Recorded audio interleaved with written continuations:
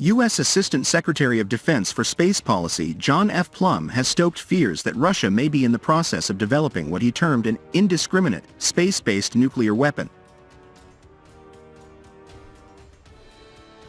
Plumb expressed concerns about the implications of such a weapon at a hearing of the U.S. House Armed Services Committee on May 1, 2024.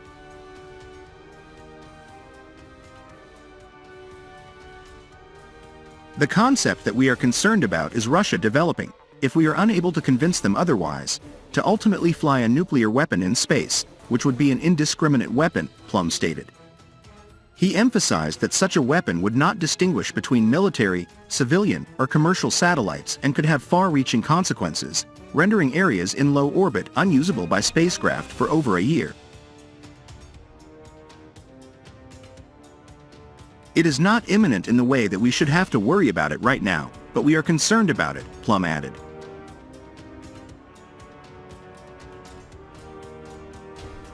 These concerns come in the wake of Russia's veto on April 24, 2024, of a United Nations Security Council resolution drafted by the United States. The resolution aimed to prevent an arms race in space and uphold the obligations outlined in the 1967 Outer Space Treaty.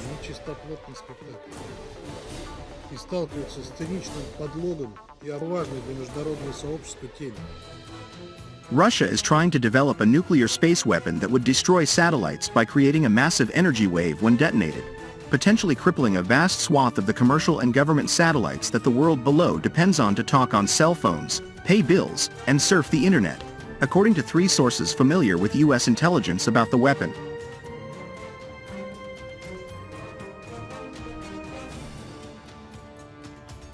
These sources gave CNN a more detailed understanding of what Russia is working on, and the threat it could pose, than the U.S. government has previously disclosed. The weapon is still under development and is not yet in orbit, Biden administration officials have emphasized publicly. But if used, officials say, it would cross a dangerous Rubicon in the history of nuclear weapons and could cause extreme disruptions to everyday life in ways that are difficult to predict.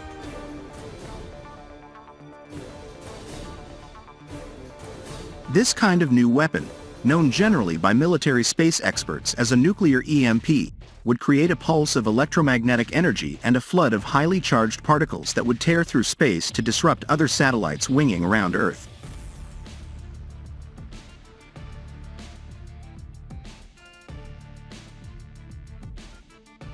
Biden on Friday emphasized publicly that there is no nuclear threat to the people of America or anywhere else in the world with what Russia is doing at the moment.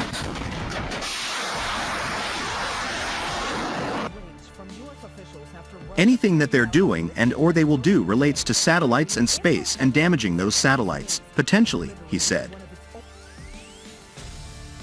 The Defense Department and the intelligence community have tracked Russian efforts to develop a broad range of anti-satellite weapons, including an EMP, for years. And there has been a stream of intelligence reporting in recent months related specifically to Russia's efforts to develop nuclear-powered anti-satellite capabilities, according to one defense official. But Russia has recently made progress in its efforts to develop a nuclear EMP, a related but far more alarming technology.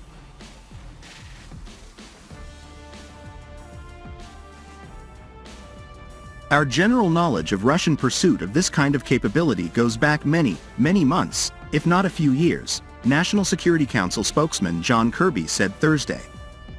But only in recent weeks now has the intelligence community been able to assess with a higher sense of confidence exactly how Russia continues to pursue it. The test has so far generated over 1,500 pieces of trackable orbital. The intelligence community, Biden said, had found out there was a capacity to launch a system into space that could theoretically do something that was damaging, but that it hadn't happened yet.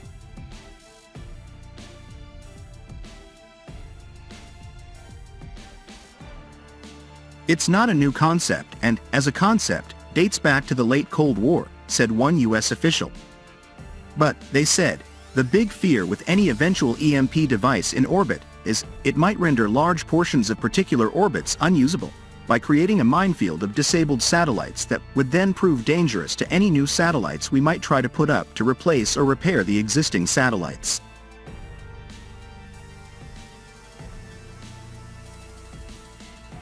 It was not immediately clear whether the device as designed could impact GPS and nuclear command and control satellites, which operate in a higher orbit than the vast constellation of commercial and government satellites whizzing through low Earth orbit.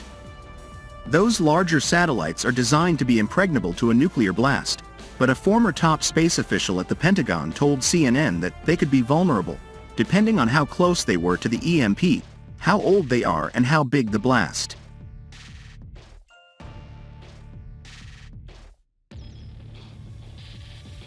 Experts say this kind of weapon could have the potential to wipe out mega constellations of small satellites, like SpaceX's Starlink, which has been successfully used by Ukraine in its ongoing war with Russia.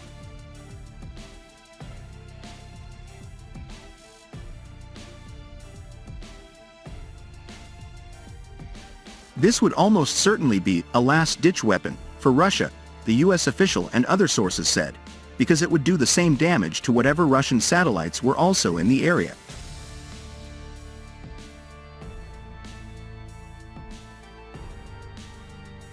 It also remains unclear how well developed the technology is. Russia has had a number of public debacles with their nuclear technology in recent years. In 2019, 7 Russians were killed in a nuclear accident that occurred while Moscow was trying to recover a nuclear-powered cruise missile that had crashed into the White Sea during a failed test.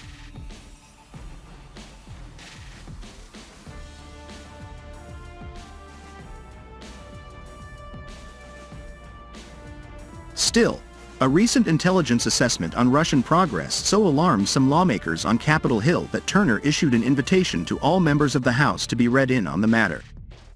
Shortly thereafter, he issued the vague public statement that forced the issue into the public eye.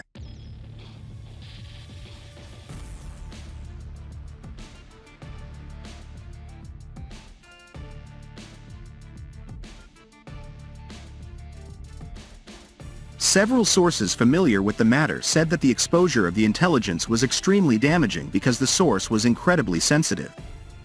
According to those sources, the intelligence community is now scrambling to figure out how to preserve its access.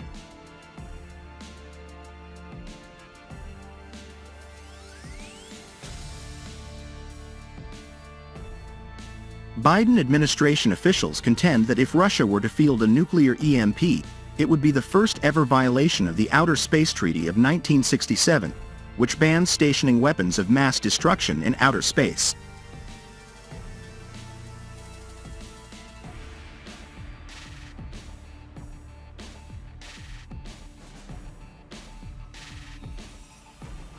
It would be a violation of the Outer Space Treaty to which more than 130 countries have signed up to, including Russia, Kirby said Thursday, without providing details. Russia has withdrawn from several arms control treaties in recent years, leaving the post-Cold War arms control architecture all but gutted,